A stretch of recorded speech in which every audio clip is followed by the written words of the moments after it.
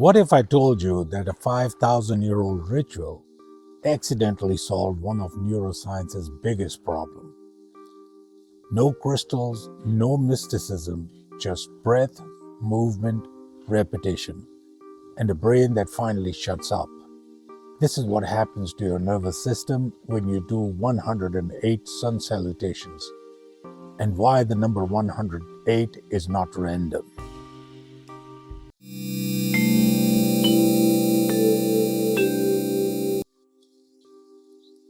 A Sun Salutation is 12 movements linked to your breath.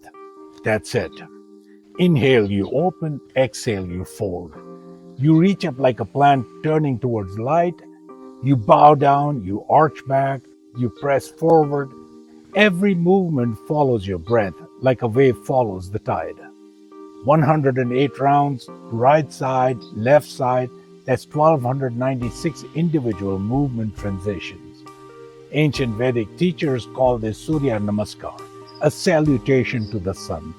Not because the sun is a god, because every calorie in your body, every breath you take, traces back to sunlight. It was their way of saying thank you with their whole body. Now here's where neuroscience walks in.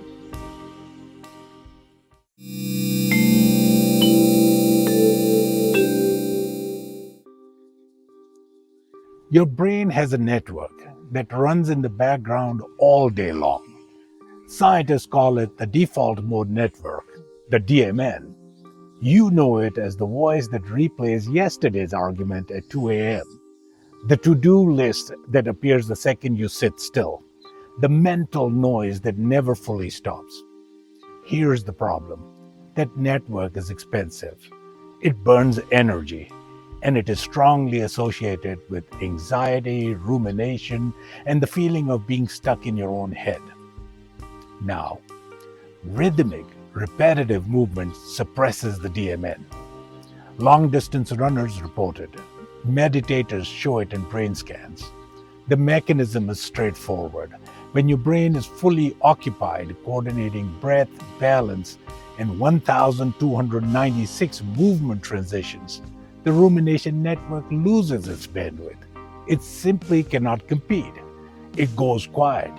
The noise doesn't just go quiet, it gets locked out.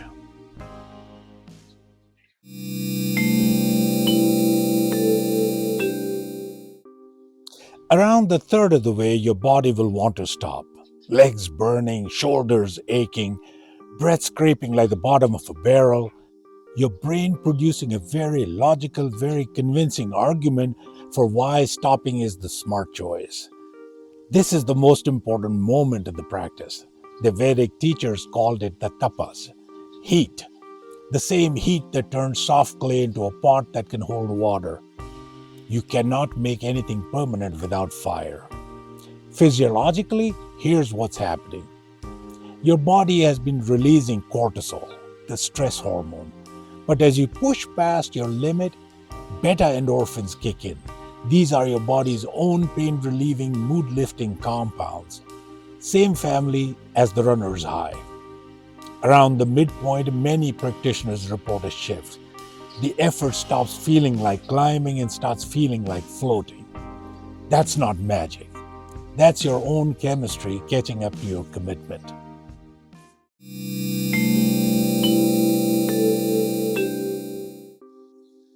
Why 108? Why not 100? Because 108 is not a round number. It's a precise one.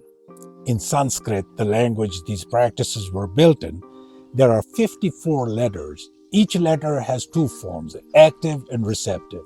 54 times 2 equals 108. The entire sound map of the language lives inside that number. There's also this. The Earth to Sun distance is cited as approximately 108 times the Sun's diameter. The Earth to Moon distance is approximately 108 times the Moon's diameter. But here's the number I'm most confident about. 108 salutations at a steady pace sits within the range of your body's ultradian rhythm. a roughly 90 to 120 minute biological cycle governing alertness, hormone release, and neural oscillation. The number 108 encodes one idea: a complete cycle, not a task finish, a circle closed.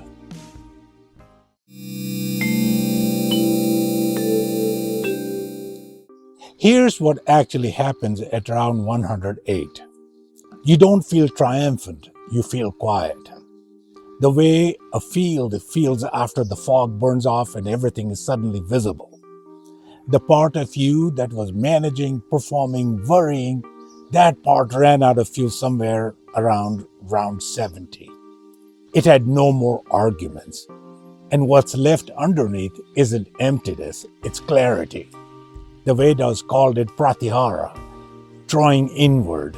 Neuroscience calls it reduced DMN activity. Same experience, different centuries, same body. What I find extraordinary is this: thousands of years before brain scanners existed, someone designed a practice that a brain scanner can now explain, but that no neuroscientist would have thought to design on their own. They got there through observation, through repetition, through fire. 108 Sun Salutations is a technology, precise, calibrated, and older than every institution we trust to tell us how the body works, and it's still working.